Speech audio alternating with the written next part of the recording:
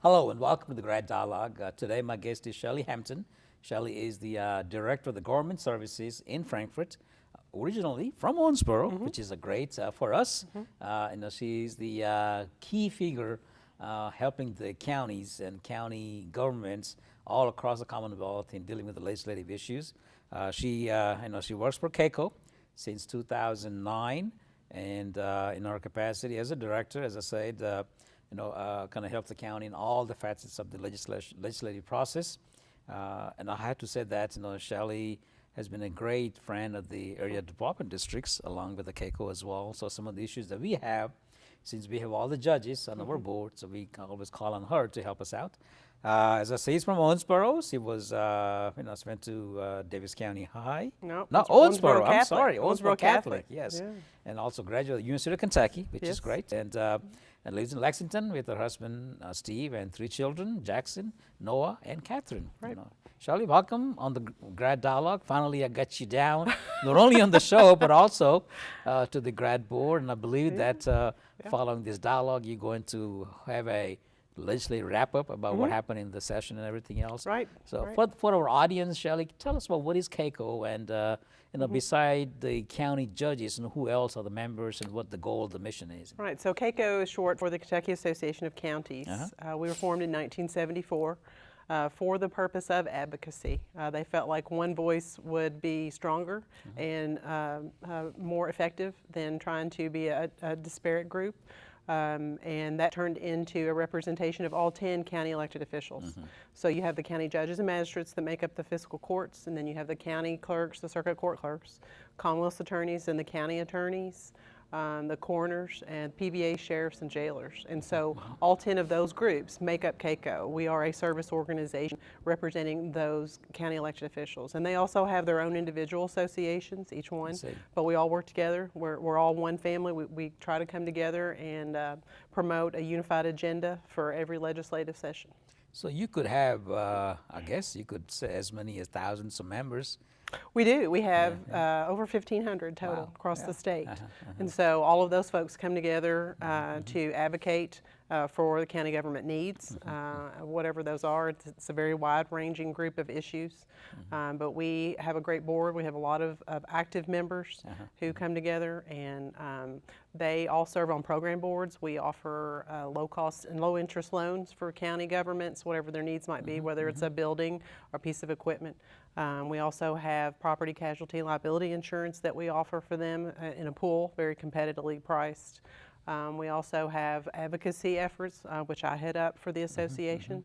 We have member services. We have continued training credits for county elected officials. So it's a wide range of services that we try to offer, but it's all board driven. And you guys do a great job in communication as well. Thank you. The magazine, monthly magazine. We do. County Line. County Line Right, is great. right. Active on Twitter and Facebook. You have to be in this day and age, those kind of platforms, just like you all are. Well, thank you. But I think, what you are doing is that using everybody as a 1,500 plus members with the same mission of running a efficient, fiscally responsible government, using that force to maybe as an advocacy, as a great force to do that. Right, they're all very good at that. So you mentioned that you are the director of government services for the whole association, all the members. Correct. So tell us about how a typical day starts, especially during the session time. During the session. Most of the days in the mornings are committee meetings. If you've never had a chance to come to Frankfurt, you really should. I think every Kentuckian should try to do that. But they have committee meetings during the mornings. At any one time, we could have 4 committee meetings that have bills with county impact going on and being heard in those meetings. And so it takes a team effort. It's not just me. Most of the associations have their own executive directors. And so we have a lot of assistance. And a lot of the county elected officials will come up. If we're ever asked to testify at one of those committee meetings for or against a bill, we'll have a county official who is impacted by that bill, because I think that speaks more to one elected person to another. Rather than just the messenger to come up and do that. And that's who they want to hear from. They want to hear from those folks. And so mornings are committee meetings, meeting with legislators, letting them know how a bill that they have filed will affect a county elected official or the constituents that those county elected officials serve. And then watching the session when they go in at 2, each chamber, the House and the Senate, and contacting our constituents at the end of each week to let them know what has happened in Frankfort during the session that's going to affect them, and then asking them to turn around and contact their legislators while they're home on the weekends. Everybody has a Moonlight or McDonald's or someplace like that. It used to be Blandford's. People will go and sit and talk to their legislators, very informal basis, and that's where we want our folks to go and sit down and talk to them about a particular bill. You know, I've seen you in the hallways at Right. the Capitol or the Annex, and dealing with the legislators and also other folks and everything else.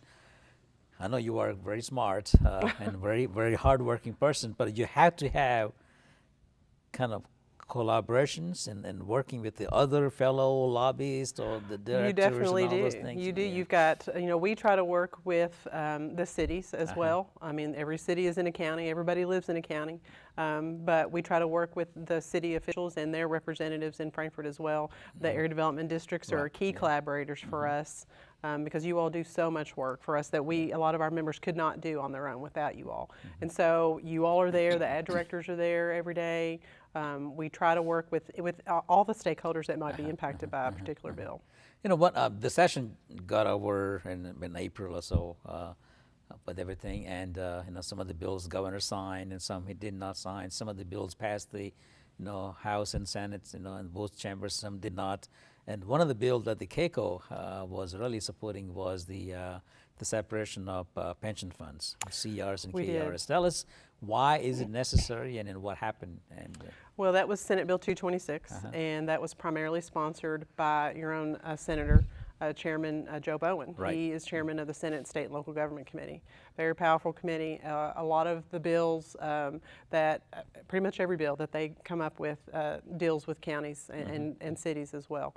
So what we have talked about and proposed for the last 4 or 5 years is a need for the CERS, which is the County Employees Retirement System, that falls under the umbrella of the Kentucky Retirement System. And so within the Kentucky Retirement System, you have the Kentucky Employees, which is the state employee system, the County Employees Retirement System, which encompasses county and city employees, school board officials, professional firefighters, some law enforcement, the ad districts. magistrates, all the county elected officials, city officials, their employees.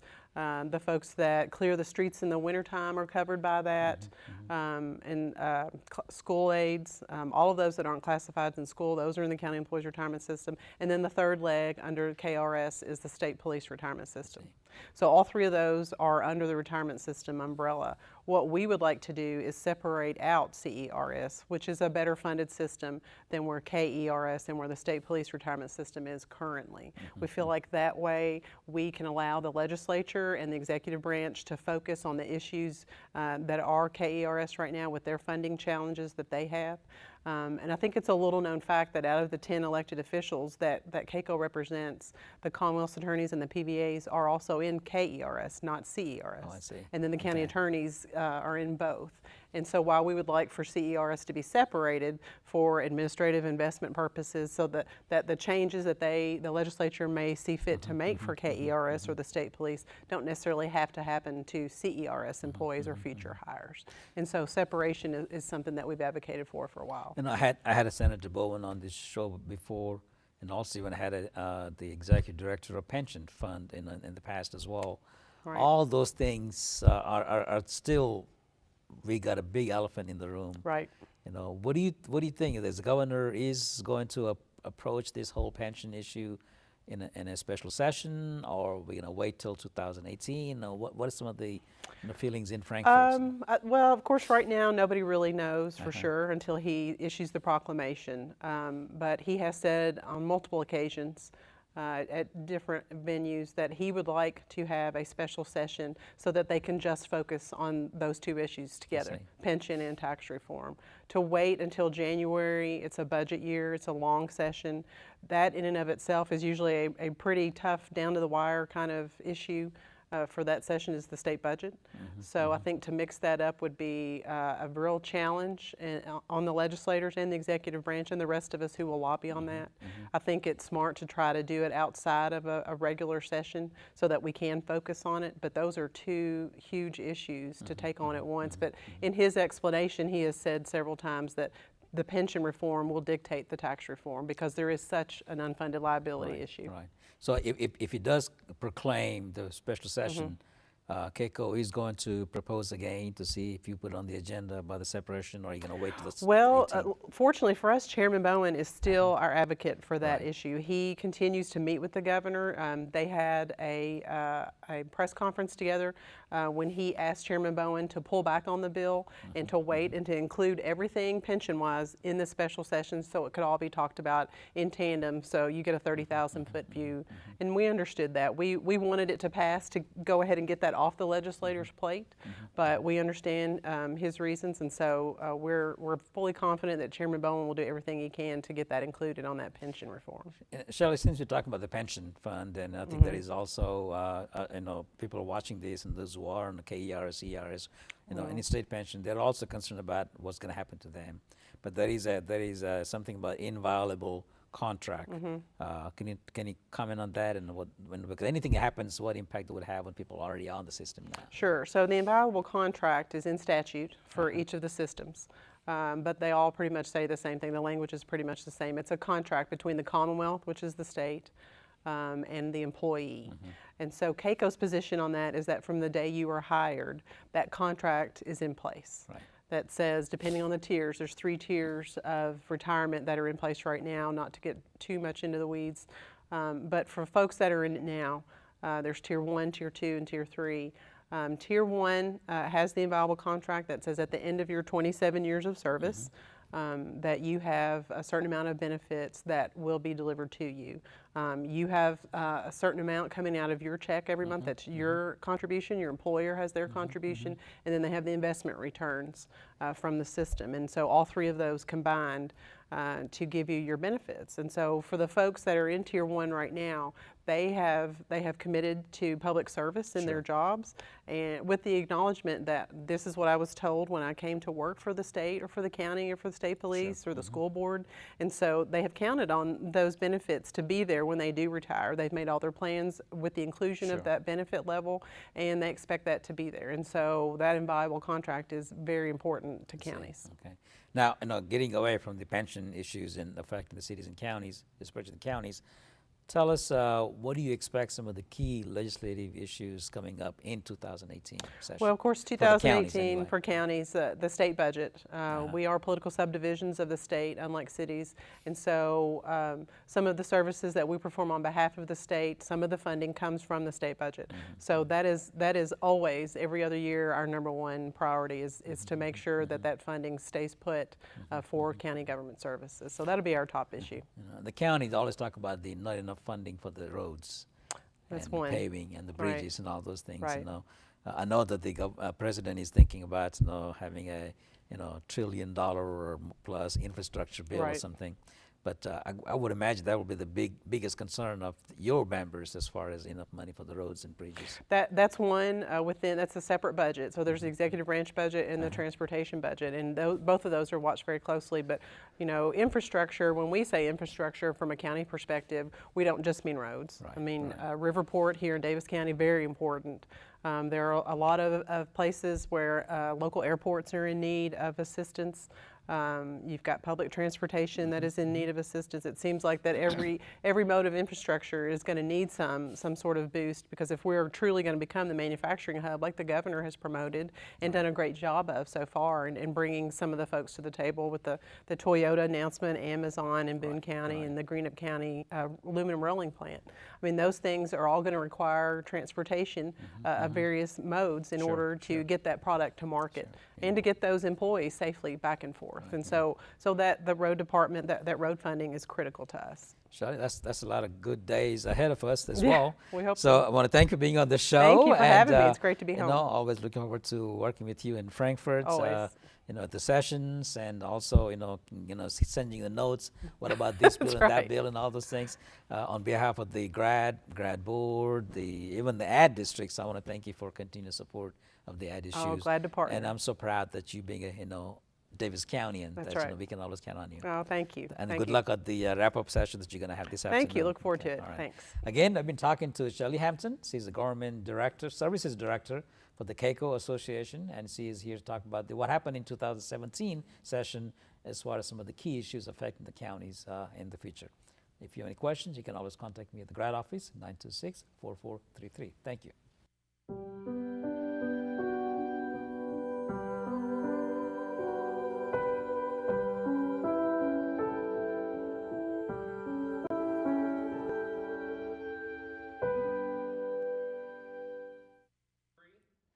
Hello and welcome to the Grad Dialogue. My guest today is Abby Shelton, and Abby is the Community Development Director for the City of Owensboro. However, Abby started her career, I guess, quite a few places, including, starting out with Representative Tommy Thompson's brief time with him, then joined Grad, and I think I still remember, you as my communication director, and the project that we did was, you designed that. Going abroad as our theme for the annual report and everything else, and that is still a unique, that anybody done that. I'm so proud that you left, and found an even bigger challenge, working with the city of Owensboro and the mayor and the city manager, and now the community development director. Abby, welcome on the Grad Dialogue. It's always nice to have, the staff, that was honored to hire now come back as a guest, so which is great. See, you serve on quite a few different boards, including the Friday After 5, which is, I guess, coming up. Gotta have fun. Yeah. Also, the city's Cable Advisory Board, Immaculate Parish Council and the Owensboro Family YMCA. Yeah. It's great organizations. Just tell us, it's 2015, you started, you became the Community Development Director. Yes. Yeah. And it is I heard there was a large department, one man, one person or something. Oh, Jitan, you're funny. Tell us what it is, and why do we have it, and what is your role? Sure. Well, first of all, thank you so much for welcome. the opportunity to talk about what the Community Development Department does for the City of Owensboro. Yes, it's a large department of one, and I have the great opportunity and a lot of unique opportunities to manage the grants for the City of Owensboro, the entitlement grants. HUD gives those out to across America every year, allocations based on population, and usually we get around $400,000 for CDBG funds and about $160 to $180 for home funds. Oh. And so, I have the great opportunity to manage those grants for the City of Owensboro. Now, is that money, you said you manage the fund, I guess where the word goes, has to be community development. So is it that could be everything, so what do you narrow it down to? So the CDBG funds, Community Development Block Grants, are more of a wide array of funds that you can use for public facilities, of course, and all this background, public facilities, improvement projects as far as economic development. HUD likes to keep communities up, and the way they do that is through these funds, and that's, like I said, the bigger pot of money that we can use for a larger portion of public projects. Home funds, there's no acronym for it, it's just home funds, and we use those to build low-income housing for the families around Owensboro. So what would the national objective for CDBG? Sure. funds? National objective, elimination of slum and blight, see. creation Okay. of low-income housing, and then, of course, should there be a disaster to happen, we have those funds available to help with any kind of facilities or any kind of projects that we need to implement at that point. Now, I want to ask you how that transition worked from being a communication person for the mayor and the city manager down to now managing a project.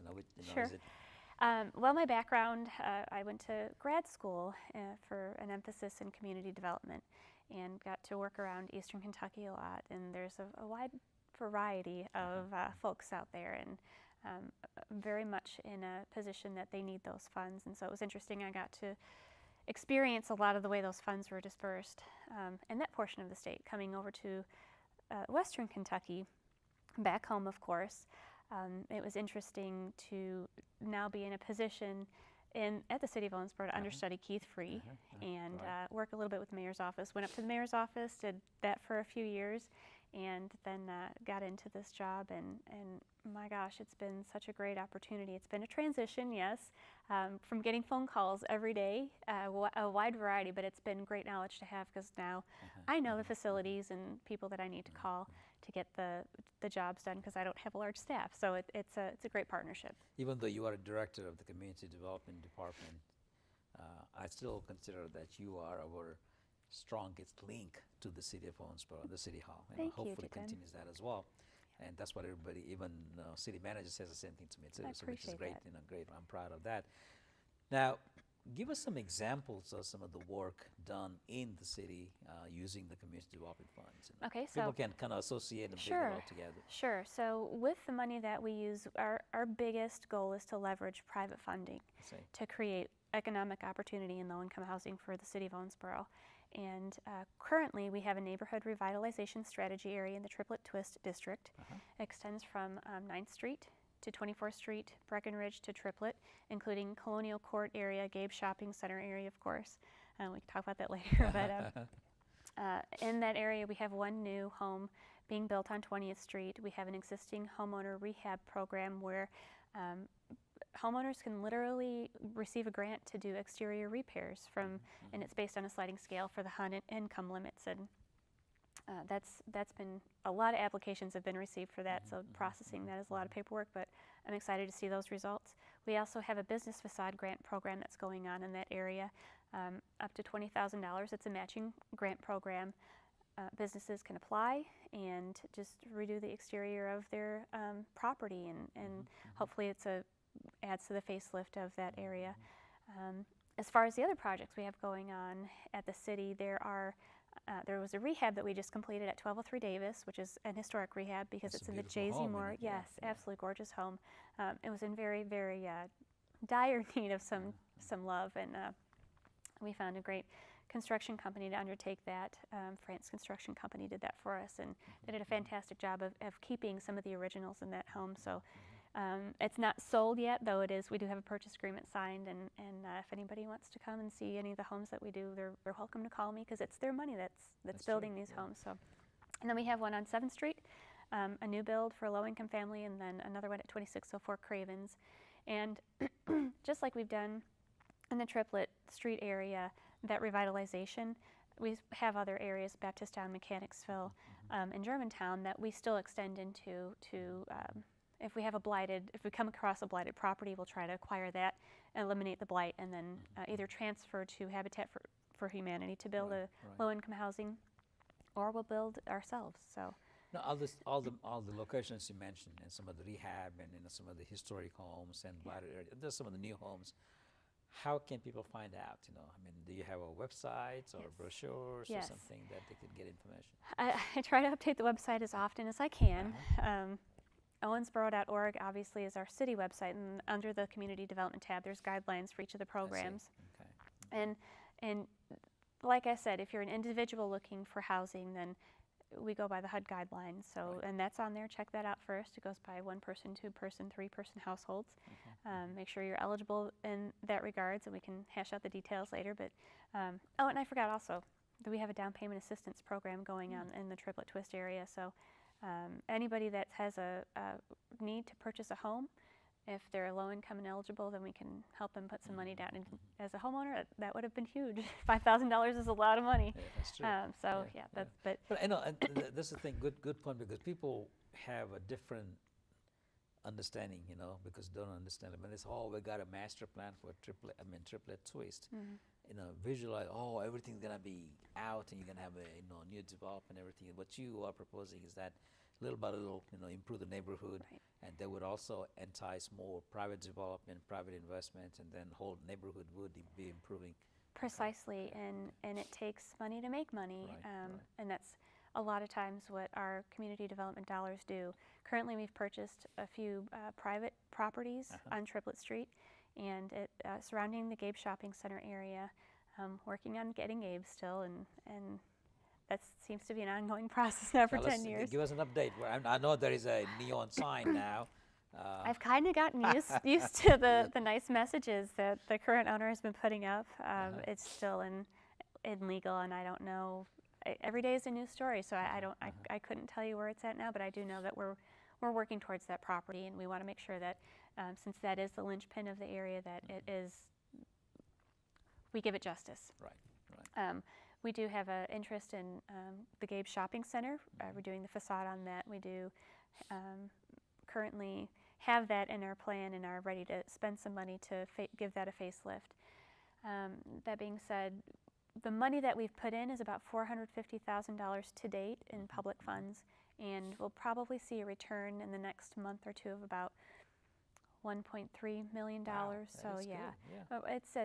It takes money to make money, and it's a slow process. But when people driving down Triplet Street, probably a year ago, you wouldn't see anybody redoing their facades. Now that stuff is happening, businesses are going in and redoing their own things, and I'll approach them and say, "There's money." Wasn't it recently a young gentleman even invested $1.2 or $3 million acquiring some of the property with the hoping that they would do some improvement down there. Yeah, and the movement on some of the properties adjacent to Gabes gave him that little oomph to go ahead and, hey, yeah, let's do this. The government has money to support this endeavor, and we're happy that we didn't have to buy the shopping center, so he can do it, and we can help him.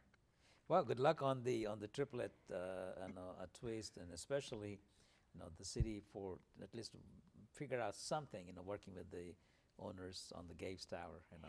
That's something that people have an interest, and it's so visible as well. And all those things. Let's switch our attention to the other part of the city. I know.